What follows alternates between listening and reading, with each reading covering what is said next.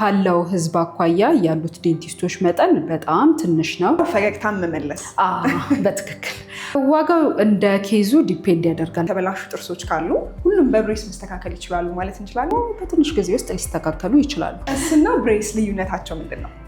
ለአቦራረሽ ትንሽ ሊያስቸግር ይችላል። ወርቅ ጥርስ ሲያስተክሉ እናያለን። ብሬስስ ወርቅ ላይ አልደረሰም? ታካሚው አትሊስት በቀን 2 ሰዓት ማውጣት ይችላል። በጣም ስቲኪ የሆኑ ምግቦች ለምሳሌ እንደ ከረሜላ፣ ቸኮሌት አይነት ምግቦችን ማስወገድ አለባቸው። ብሬስ ሲያደርጉ ሰዎች የፊታቸው ቅርጽ ሊቀየር ይችላል? ከንፈራቸውንና ምላሳቸውን እስከ ማስተካከል። ሰዎች ብሬስ ካሰሩ በኋላ በተለይ ሴቶች በጣም ይወዱታል። አንዳንድ ጊዜ እንደ ፋሽን ያዩታል እና እንዲውልቅላቸውም አይፈልጉም። ይህ ደግሞ ሊሆን የሚችለው በቀን 2 ጊዜ በመቦረሽ ለውጥ ለማየት መጀመሪያ የትሪትመንት ፕላን መውጣት አለበት።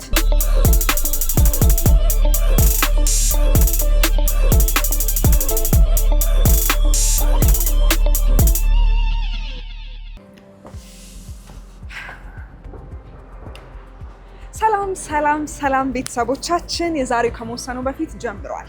ዛሬ በሚሊዮኖች የሚቆጠሩ ዓለም ላይ ያሉ ህዝቦች የሚለብሱት ሊለብሱ የሚያስቡት ጄሪስ ለምን ልነግሪ ነው እያላችሁኝ እንደሆነ አውቃለሁ።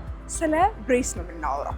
ከብዙ ፈገግታዎችና ያማሩ ጥርሶች በስተጀርባ የማናጣው ብሬስ የዛሬው ርዕሳችን ነው። ታዲያ ብሬስ አሁን የመጣ ወይም ወቅታዊ ፋሽን አይደለም። ከ2000 ዓመታት በፊት ሮማውያን ጥርሳቸውን ለማስተካከል ይጠቀሙበት እንደነበረ ታሪክ ይናገራል። የመጀመሪያው ዘመናዊ ብሬስም በ1819 እንደ አውሮፓውያን አቆጣጠር ኢንቨንት ተደርጓል። ሌሎችም ብዙ መረጃዎች አሉ። ወደ ውስጥ እንግባ።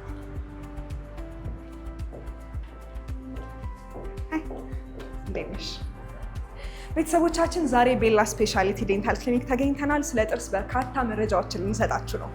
ለመሆኑ ብሬስ ስታስቡ በየ1 ወር ልዩነት ውስጥ ጥርሳችሁ 1 ሚሊሜትር ያህል ሙቭመንት እንደሚኖሩ ያውቃሉ? ሌላው ደግሞ ብሬስ ስናስር ብዙ ጊዜ የማናውቀው ነገር ጥርሳችንን ብቻ የሚያቅፍ ይመስለናል። ነገር ግን ብሬስ በጥርሳችን ዙሪያ ያሉ አጥንቶችንም ጭምር አቅፎ የሚይዝ ነገር ነው። ሌላው ደግሞ የቡና ሴሬሞኒያችንን የሚያደምቀው ፈንድሻ ለጥርስ ብሬስ ጠንቅ ነው። ይህንንና የመሳሰሉ ብዙ ጊዜ ሰምታችኋቸው የማታውቁ የብሬስ መረጃዎችን ዛሬ ከዶክ ጋር ቆንጆ ቆይታ አድርገን መልሶች እንሰጣችኋለን። የትም እንዳትሄዱ፣ አብረን እንግባ። ብሬስ ማለት በተፈጥሮ ያልተስተካከሉ ወይም ተወላግደው የበቀሉ ጥርሶችን ለምሳሌ የተጨናነቁ ሊሆኑ ይችላሉ፣ ወይም ደግሞ በጣም ክፍተት ያላቸው ጥርሶች ሊሆኑ ይችላሉ። እነዚህን ጥርሶች በብራኬቶችና ዋይሮች በመጠቀም ማስተካከል ማለት ነው። ብሬስ ማለት ወደ ትክክለኛ ፖዚሽናቸው ማስገባት። ኦኬ። ከዛ ፈገግታን መመለስ። በትክክል። በጣም ቆንጆ። ሰዎች ከስንት እድሜያቸው ጀምረው ነው ብሬስ ማሰር የሚችሉት ሪኮመንድ የሚደረገው? ለብሬስ የእድሜ ክልል የለውም። ወይም በጣምም ሌት ሆነ ማለት አይቻልም፣ በጣም እርሊ ማለት አይችልም። ለመጀመር ያው ልጆች ላይ ከ10 እስከ 14 ዓመት ባለው እድሜ ላይ ቢጀመር የተሻለ ነው። አዘርዋይዝ ግን የጥርስና የአፍ የድዳቸው ጤና የተጠበቀ ሰዎች እስከሆኑ ድረስ በማንኛውም ኤጅ መሰራት ይችላል። ስለዚህ እድሜ ኤክስኪውዝ አይሆንም። እድሜ ኤክስኪውዝ አይሆንም። ብዙ አይነት የጥርስ ችግሮች አሉ አይደል? ብዙ አይነት የጥርስ ህመሞች አሉ እና ብሬስ ለየትኛዎቹ ነው የሚሆነው? መቼም ለሁሉም አይነት የጥርስ ችግሮች ብሬስ መፍትሄ አይሆንም እና ስፔሲፊኬሽን አለው። ለምሳሌ በብዙ አይነት መንገድ የተበላሹ ጥርሶች ካሉ ሁሉም በብሬስ መስተካከል ይችላሉ ማለት እንችላለን? ሁሉም ማለት አንችልም፣ ግን ዋና ዋናዎቹን እነግርሽ እችላለሁ። አንደኛ እንዳልኩሽ ወጣ ገባ ያሉ ጥርሶች፣ አቀማመጣቸው ትክክል ያልሆነ ጥርሶች፣ በጣም የተጨናነቀ ጥርስ ሊሆን ይችላል፣ ወይም ደግሞ በጣም የተከፋፈተ ጥርስ ሊሆን ይችላል። ከዛ ተጨማሪ ደግሞ አነካከስ ችግር ያለባቸው ወይም ባይት ችግር ያለባቸው ሰዎች ብሬስ ሪኮመንድ እናደርጋለን። ከዛ ተጨማሪ ደግሞ የስፒች ወይም የንግግር ላይ ችግር በጥርሳቸው ምክንያት ብቻ ለማውራት የሚያስቸግራቸው ሰዎች ካሉ ለፋንክሽናቸው፣ ለውበት እና ለተለያዩ ነገሮች በተጨማሪ ይደረጋል። በጣም ቆንጆ። ስለዚህ ንግግራቸው የሚኮላተፉ ሰዎች ምናልባት ብሬስ ቢጠቀሙ ወደ ትክክለኛ ንግግር ያው ሁሉም አልልሽም። ከጥርስ ችግር ምክንያት የወጣ ከሆነ ግን በብሬስ መስተካከል ይችላል። አብዛኛው ግን ከጥርስም ላይሆን ስለሚችል ያው ችግሩን አይቶ ኮንሰልት ተደርጎ በብሬስ የሚስተካከል ከሆነ ይስተካከላል። በጣም ቆንጆ። ጥርሱ ወደ ቦታው እንዲመለስ ምን ያህል ጊዜ ይፈጃል? እሱ እንደ ሰው ይለያያል። ያው አነስተኛ ችግር ከሆነ ወይም ቀለል ያለ ኮምፕሌክስ ያልሆነ ኬዞች ከሆኑ በትንሽ ወራቶች ውስጥ ሊያልቁ ይችላሉ። ኮምፕሌክስ የሆነ ኬዞች ከሆኑ ግን ለምሳሌ በመነቀል የሚሰሩ አሉ። በጣም የተደራረበ ጥርሶች ሊሆኑ ይችላሉ። እነሱ ከሆነ ረጅም ሰዓት ሊፈጅብን ወይም ረጅም ዓመታቶች ጊዜያቶችን ሊፈጅብን ይችላሉ። አሁን ሲምፕል እንደ ፍንጭት ያሉ ነገሮች ደግሞ በትንሽ ጊዜ ውስጥ ሊስተካከሉ ይችላሉ። ስለዚህ እንደ ጥርሱ ይለያያል።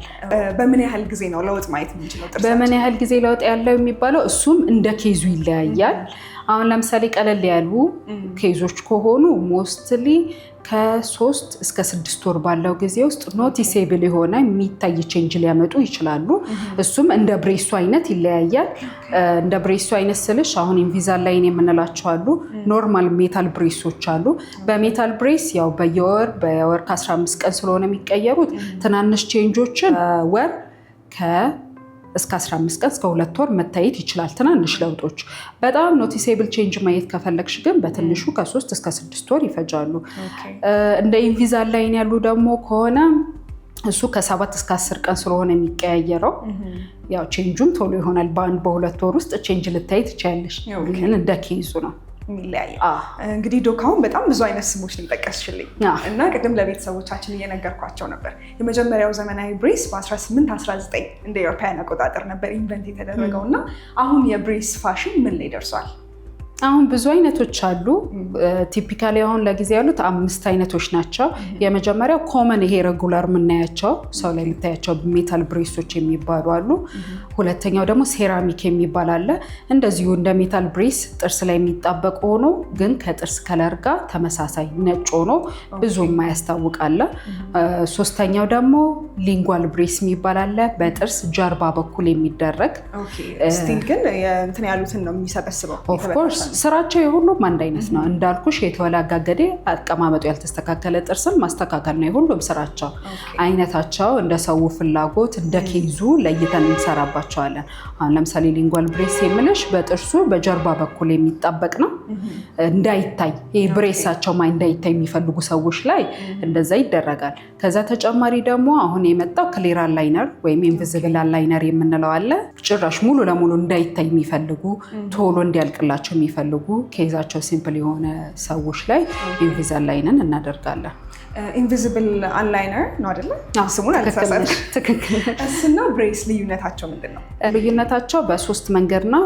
አንደኛ በእይታ፣ ሁለተኛ ታካሚ ማውጣት ይችላል አይችልም ወይ በሚለው እና በኬዙ አይነት ልንለያያቸው እንችላለን። በእይታ ከሆነ ኦብቪየስሊ እንደዚህ የምታያቸው በሜታል በአይናችን ይታያል። ክሊር አላይነር እርግጥ ቢታይም ያን ያህል ኢፌክት አያመጣም። በተፈለገው ሰዓትም ማውጣት ይችላል። ሁለተኛ ያልኩሽ እሱ ነው። ታካሚው በራሱ ማውጣት ይችላል ወይ አይችልም ወይ የሚለውን። አሁን እንደነዚህ ሜታል ብሬስ፣ ሴራሚክ ብሬስ አይነቶቹ ፔሸንት በራሱ ማውጣት የሚችለው ነገር አይደለም። በዶክተር ብቻ ነው ሊወጣለት የሚችለው። ይታያል። ላቦራረሽ ትንሽ ሊያስቸግር ይችላል። ከዛ ተጨማሪ ደግሞ ያው ሲቪር ለሆኑ ኬዞች ተመራጭ ነው። ኢንቪዛላይነር ደግሞ አይታይም። በቀን ከ20 እስከ 22 ሰዓት መደረግ አለበት። ሲበላ ሲጠጣ ወይም ሌላ ነገር ማድረግ ሲፈልግ ታካሚው አትሊስት በቀን 2 ሰዓት ማውጣት ይችላል። ለማጽዳትም አመቺ ነው። በጣም ቆንጆ ነው። አሪፍ ቴክኖሎጂ ላይ ነው የደረሰው። ትክክል። እንግዲህ ሰዎች የወርቅ ጥርስ ሲነቅሉ ሳይሆን የወርቅ ጥርስ ሲያስተክሉ እናያለን። ብሬስስ ወርቅ ላይ አልደረሰም? ወርቅ ላይ ደርሷል፣ ግን እውነት ኮምፕሊትሊ ደርሷል ልልሽ አልችልም። ምክንያቱም ሆነም ቀረ ቤዝ ማቴሪያሉ እንደዚሁ ስቴንለስ ስቲል የምንላቸው ናቸው። ግን አት ዘ ኤንድ ኦፍ ዘ ዴይ በ24 ካራት ጎልድ ይቀባል። እንደ አማራጭ ነው። ያው ውድ ነው፣ ግን እንደ አማራጭ መጠቀም ይቻላል። እኔ እንደ ቀልድ ነበር የጠየኩሽ በነገሮች ላይ፣ ግን አለ እስካሁን አለ። የሚቀርብ ነው። ሜታሊክ ብሬስ ወይም ብሬስን የሚጠቀሙ ሰዎች ለጥርሳቸው ምን አይነት እንክብካቤ ነው ማድረግ ያለባቸው አንዴ ብሬስ ካሰሩ በኋላ? ብሬስ ካሰሩ በኋላ ዋናው ነገር ማድረግ ያለባቸው በደንብ መቦረሽ አለባቸው። ያው እንደ ማንኛውም ጥርስም ነው፣ ግን ትንሽ ዲፊካልት ሊሆን ስለሚችል በቀን 2 ጊዜ በትንሹ በሚኒመም በቀን 2 ጊዜ ሶፍት በሆነ ብሩሽ መቦረሽ አለባቸው። በጣም ስቲኪ የሆኑ ምግቦች ለምሳሌ እንደ ከረሜላ፣ ቸኮሌት አይነት ምግቦችን ማስወገድ አለባቸው። እነዚህ የሚያስወግዱበት ምክንያት አንደኛ ለመቦርቦር ለማጽዳትም ዲፊከልት ስለሚሆን፣ በተለይ እነዚህ ሜታል ብሬሶች ለማጽዳት ዲፊከልት ስለሚሆን እንደዚህ ስቲኪ አይነት ምግቦች በሚመገቡበት ሰዓት ለማስወገድ ያስቸግራቸዋል፣ ወይም ቦርሾ ለማውጣት ስለሚያስቸግራቸው ለበለጠ ሌላ ችግር እንዳይጋለጡ፣ ለምሳሌ ለመቦርቦር እንዳይጋለጡ ይረዳቸዋል። ከዛ ተጨማሪ ደግሞ ጠንካራ ምግብ ሁልጊዜ የምንላቸው እንደ ፈንዲሻ፣ አፕል ምናምን አይነት ነገሮችን መውሰድ የለባቸውም። ምክንያቱም ያጣበቅናቸውን ብራኬቶች ይገለጥሉብናል። ከተጨማሪ ጊዜ ለእነሱም ሰዓት ለትሪትመንት ሰዓት ይረዝምባቸዋል፣ ለእኛም ያው ችግር ነው። በየስንት ጊዜው ነው ሰዎች ብሬሳቸውን ለማስቀየር የሚመጡት? እሱም እንደ ብሬሱ ዲፔንድ ያደርጋል። አሁን ሜታል ብሬሶች በተቻለው ከ4 እስከ 6 ሳምንት ቢቀይሩ የተሻለ ነው። ለኢንቪዛላይነር ግን ከ7 እስከ 14 ቀን ባለው ጊዜ ውስጥ መቀየር ይቻላል፣ ወይም ለቼክአፕ መምጣት ይቻላል። በጣም ቆንጆ ዶክ፣ እዚህ ሙያ ላይ ስንት ጊዜ ቆየሽ? አሁን 5ኛ ዓመት ይይዛል። በ5 ዓመት የስራ ዘመንሽ ውስጥ በጣም አስቂኝ ወይም ደግሞ አስደንጋጭ የምትይው ገጠመኝ ገጥሞሽ ያውቃል? እሺ፣ አስቂኝ ሳይሆን ያው ወይ አስፈሪም ልትዩ ትችያለሽ፣ ወይም ደግሞ አይ ዶንት ኖ ዊርድ የሆነ ፊሊንግ ያለው አጋጣሚ አጋጥሞኝ ያውቃል። እሱም ጥርስ በምነቅልበት ሰዓት፣ ያው ጥርስ መንቀል በጣም ህመም አለው። ያው መርፌም ትወጊያለሽ፣ ማደንዘዣ አለው፣ አስፈሪ ነገር ነው። በዛን ሰዓት አንድ ታካሚ ነበሩኝ። ስወጋቸው እየሳቁ ነበር እና ፈረስ ብለው ነው የሚስቁት። በጣም እንባቸውን እያወጡ ነው የሚስቁት። ህመም ይኑራቸው አይኑራቸው አይታወቅም፣ ሲነቀልም አይታወቅም። ያው እየሳቁ በደንብ እንባቸውን እየጨረሱ ማለት ላይ በጣም ዊርድ ነበር በሰዓቱ። እሱ ነው በጣም ወጣ ያለ አጋጣሚ። ምን ሆኖ ነበር ግን? ያው ተቦርቡሮ ነበር። በጊዜው ደግሞ የዛን ሰዓት ህክምና ምን የምንለው ነገር አልነበረም። ያው መንቀል ብቻ ነበር ያለን ኦፕሽን። እሱን በምንሰራበት ሰዓት በጣም ደስተኛ ነበሩ። ማለት በጣም ብዙ ሰው የሚጨነቅበት ነገር ላይ እሳቸው በጣም ደስተኛ ነበሩ። ብሬስ ሲያደርጉ ሰዎች የፊታቸው ቅርጽ ሊቀየር ይችላል? ኦፍኮርስ የፊትን ቅርጽ ይቀይራል። የሚቀይርበት ደግሞ እንዳልኩሽ ጥርስን በቦታው ማስተካከል፣ ውስጥ የነበሩ ጥርሶችን ማውጣት፣ በዛውም አጥንትን ማንጀስት ስለሚያደርግ ኦፍኮርስ የፊት ለውጥን ያሳያል። ንግግር ላይስ ሰዎች ኮልታፋ ይሆናሉ ወይስ እንዴት ነው? ስፔሻሊ እነዚህ ሜታል ብሬሶች ኮልታፋ ሊያደርጉ ይችላሉ እስከሚለመዱ። በተለይ በአፍ በውስጠኛ በኩል በጥርስ ጀርባ ያልኩሽ እስከሚለመድ ትንሽ የመኮላተፍ፣ ሲያወሩ ያለመሰማት ነገር ሊያጋጥም ይችላል። እነሱ ግን በጊዜ ሂደት የሚስተካከሉ ናቸው። በራሳቸው ይለምዱታል። ይሄ ከንፈራቸውንና ምላሳቸውን እስከማስተካከል ጊዜ እስከሚፈጅባቸው ነው። እሱ ከተስተካከለ በኋላ ወደ ኖርማል ህይወታቸው። በጣም ቆንጆ። ብሬስ ካሰሩ ወይም ደግሞ ጊዜያቸውን ጨርሰው ብሬሱን ካወለቁ በኋላ ሰዎች ምን አይነት ጥንቃቄ ነው ማድረግ ያለባቸው? ምክንያቱም ወደ ቦታ ይመለሳል የሚባል ነገር። ትክክል። ዋናው ሪቴነራቸውን በተቻለው ያው ሐኪማቸው ሪኮመንድ እንደሚያደርጋቸው ሁልጊዜ ማድረግ አለባቸው። ስፔሻሊ የመጀመሪያውን 1 እስከ 3 ዓመት ድረስ ሁልጊዜ ማድረግ አለባቸው።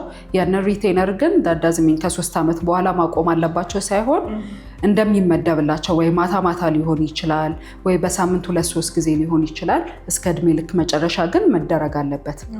ተፈጥሮ ስለሆነ እኛ ዲተርማይን አድርገን አይመለስም ለማለት ትንሽ ስለሚከብድ ያው እንደ ዶክተራቸው እንደ አጥንታቸው ሁኔታ ታይቶ ሪቴነር ማድረግ አለባቸው ግዴታ። ወደ ዋናው ጥያቄ መጣ ነው። ዋጋው ስንት ደረሰ ብሬስ? ዋጋው እንደ ኬዙ ዲፔንድ ያደርጋል። እንደዚህ ነው ልልሽ አልችልም። በትንሹ ግን ቀለል ያሉ ኬዞች ከ8,000 ይጀምራሉ። ከ8,000 ያው እንደ ኬዙ እየታየ ስፔሻሊስቶች ያስፈልጋቸዋል ወይ የምንላቸው አሉ። ኢምፓክሽን ምናምን ያላቸው ጥርሶች ስላሉ እንደሱ ሲቬሪቲ እየቀጠለ ይመጣል። በትንሹ ግን ከ8,000 እንጀምራለን። ብዙ ሰዎች እንግዲህ ብሬስ ለመሰራት የሚያስፈራቸው አንዱ ነገር ብሬስ ለውጥ ያመጣል የሚለውን ነገር አያምኑበትም። እንዲሁ ዶክተር ጋር መመላለስ ነው እንጂ ያን ያህል ለውጥ የሚመጣበት ነገር አይደለም ሲሉ እንሰማለን። እና ለዚህ ምላሽ ምንድን ነው? ለውጥ አያመጣም ለማለት ያዳግታል። ምክንያቱም እነዛ ነገሮች እዛ ቦታ ላይ መቀመጣቸው ብቻ በትንሹም ቢሆን ቼንጅ ያመጣል። ከዛ ተጨማሪ ለውጥ ለማምጣት ለውጥ ለማየት መጀመሪያ የትሪትመንት ፕላን መውጣት አለበት። ምንድነው ፍላጎታቸው? እንዴት ነው ሊሄድላቸው የሚችለው? ምክንያቱም መጨረሻውን ሳታቂ ከጀመርሽ እንዴትም ብትሄጂ ምንም ችግር የለውም። ጸጥ ብሎ ምንም አይነት ለውጥ የማያመጣው መንገድ ሊሄድ ይችላል። ስለዚህ ዝም ብሎ መመላለስ ጥቅም የለውም። በሚመላለሱበት ሰዓት አትሊስት ዋየሮቹ መቀየር አለባቸው። ዋየሮቹ ካልተቀያየሩ ሁልጊዜ በአንድ አይነት ላስቲኩን ብቻ የሚቀየር ከሆነ ምንም አይነት ቼንጅ አያመጣም።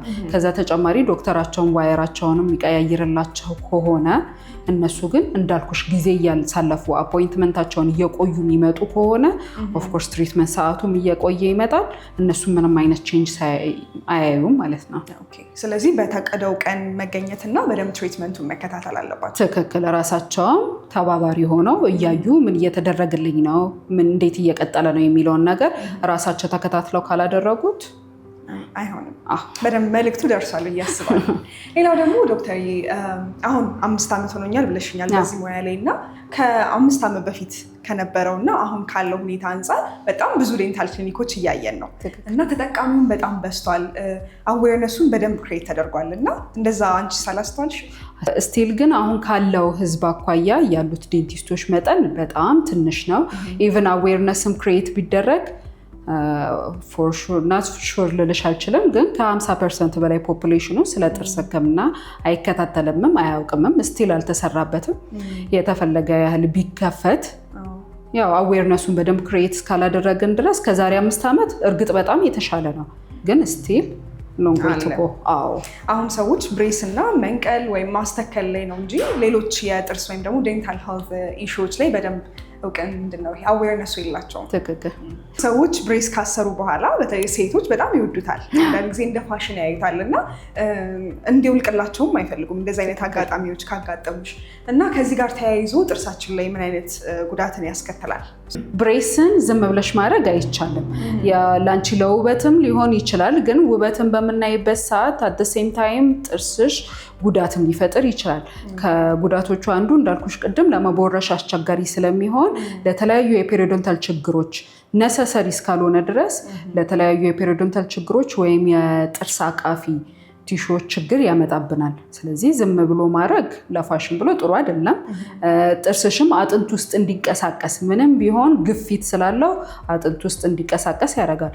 ቆንጆ ጥርስ ካለሽ ያን ቆንጆ ጥርስ መልሶ ማዘበራረቅም ሊሆን ስለሚችል ማለት ነው። ስለዚህ ከሐኪሞች ሰጀሽን ውጭ አይመከርም። ከሐኪም ሰጀሽን ውጭ አይመከርም። ዶክ የፕሮግራማችን ስያሜ ከመወሰኑ በፊት ይባላል። ስለዚህ ሰዎች ብሬስ ለማሰር ከመወሰናቸው በፊት ማድረግ ያለባቸው ጥንቃቄ ወይም ማወቅ ያለባቸው የምትያቸውን መሰረታዊ ነገሮች ብትነግሪልን። እሺ፣ ብሬስ ከመሰራቱ በፊት ማወቅ ያለባቸው መሰረታዊ ነገሮች አንደኛ የአፋቸው፣ የድዳቸው፣ የጥርስ አቃፊ የምንላቸው ወይም ፔሪዮዶንታል ሄልዛቸው የተጠበቀ መሆኑን ማረጋገጥ አለባቸው።